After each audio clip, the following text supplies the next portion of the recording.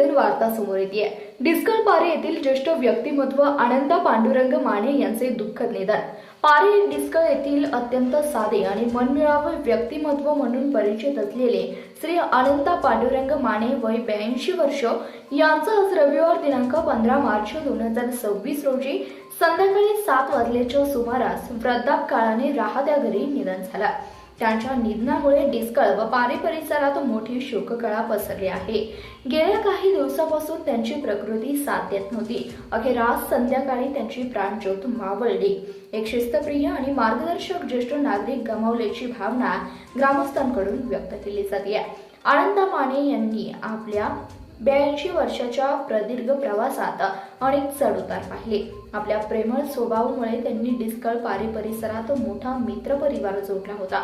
त्यांच्या पश्चात मुले, सुना, मुली, जावई आणि नातवंडे असा मोठा परिवार आहे। त्यांच्या निधनानंतर संपूर्ण माने कुटुंबावर दुःखाचा डोंगर कोसळलाय।